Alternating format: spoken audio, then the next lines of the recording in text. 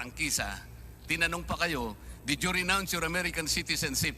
Pagka tanggi-tanggi pa ninyo, no. Pagkatapos sasabihin nyo sa amin na wala kayong allegiance sa American government. Baka gusto po ninyong reviewin muna yung tanong ninyo, Mr. Lopez, at naririnig po kayo ng American Embassy. Kayo po ay Amerikano ngayon. Kasi po, Mr. Lopez, ang matinding problema na kinakaharap ninyo sa pagdinig na ito ay hindi naman po yung pagiging Pilipino na nababalot po ng napakaraming pagdududa. Kung hindi, yung pagiging Amerikano ninyo. Bakit po? Kahit na po tanggapin ko na Pilipino kayo ngayon, Mr. Lopez, sige, wala na po yung duda halimbawa, hindi rin po kayo makaliligtas do sa pagtatangi sa Pilipino lamang na may karapatang magmay-ari at mamahala ng mass media sapagkat dalawa po nga ang inyong pagkamamamayan. Isang Amerikano kayo at isa pang Pilipino. Ulitin ko po, Mr. Lopez, mahigpit po ang kautosan ng ating saligang batas. Ownership and management of mass media shall be limited to Filipinos or corporations, cooperatives, associations wholly owned by such citizens. Kapag purong kape po ang pinag-uusapan, Mr. Lopez, barako po ang ibig sabihin nun. Hindi po kape Amerikano na nabibili ni Congressman Mike Defensor sa Starbucks. Ganun lang po kasimple yun. Kaya po nang nasabi ko na, Mr. Lopez, ang pagiging Pilipino nyo siguro tatanggapin namin. Pero yung nagiging problema, bagamat ginusto nyong kilalanin lang ang pagka-Pilipino nyo ngayon, yung po talagang pagiging Amerikano. Pwede po bang sabihin ninyo sa amin, Mr. Lopez, ito po tapatan, nakaharap po kayo sa taong bayan, na kapag sinusuri natin ang mahigpit na kautusan ito ng ating saligang batas, tatanggapin lamang po ba namin ang pagiging Pilipino ninyo? At tatakpan namin ang aming mga mata na kayo hindi Amerikano? Ganun po bang gusto ninyong gawin? Alam niyo po, I am already 68 years old po. My record over the last 35 years is in the public records. You don't have to make a judgment without evaluating the evidence po. So if you look at that judgment, I stand by the record that I have put together in the last 35 years as chairman of ABS-CBN po. It is very clear that my actions have been. There is no question that there's a conflict of interest between my being a Filipino and being an American. Time and again, I have shown that my actions always favor the Filipino. That is why our saying, the mission statement of ABS-CBN is in the service of the Philippines. I am not making any judgment. For the record, I'm going to say that, Mr. Lopez. But since it was, you were the one who brought this up, sabi ko nga po kanina sa abogado ninyo, natutunan po namin sa eskwela na ang prinsipyo ng jus sanguinis is basically a legal fiction. I'd like to be able to ask you, Mr. Lopez, when you said that you will live and die as a Filipino, may I ask you if that claim for patriotism was supported by empirical evidence of allegiance to this country? You please tell us briefly, how much have you done for the Philippines to merit an evaluation of your loyalty, your fidelity, and your allegiance to this country? You tell us. Those are big words. You wanted to live and die for this country. But citizenship is one, allegiance is another.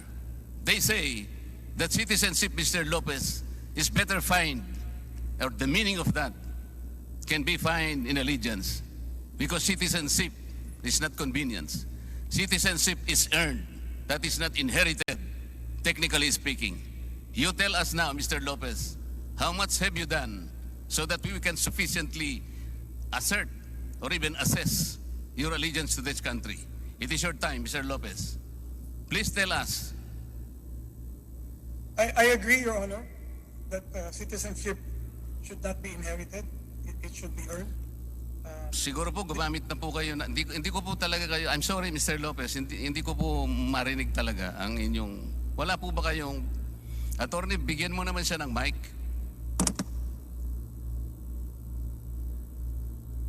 How is that, Your Honor? Can you hear me now? Yan, medyo malinaw na po.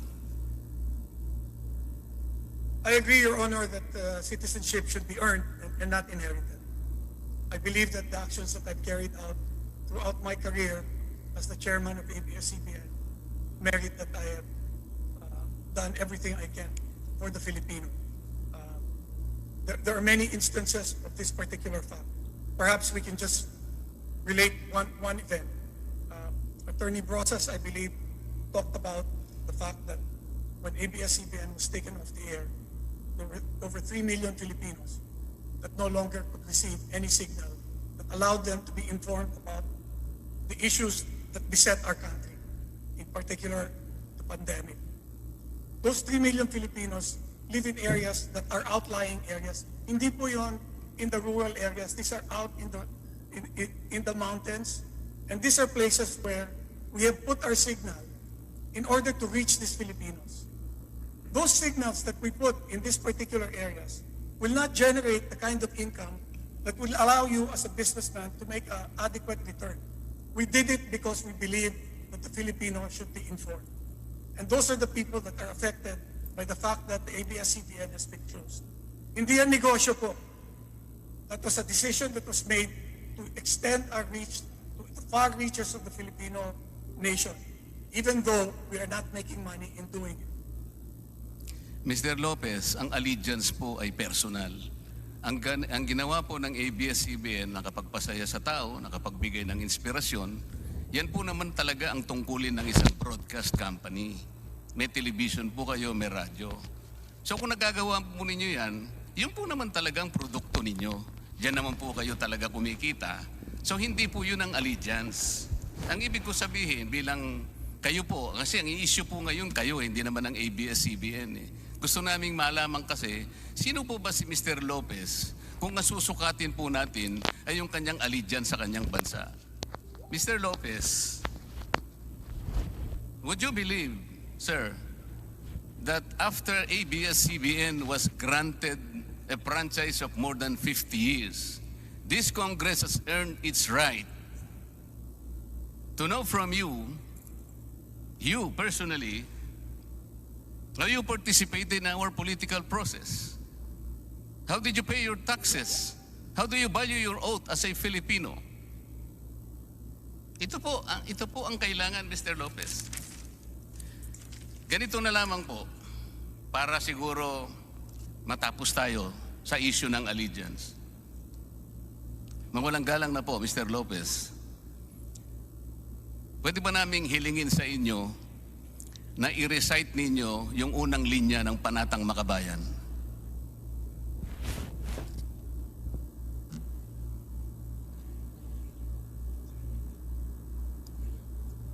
Unang linya lang. Congressman Zarate, baka gusto mo ng tulungan. I take exception to the side comments of Congressman Marcoleta. Baka lang gusto nyo pong tulungan. I have my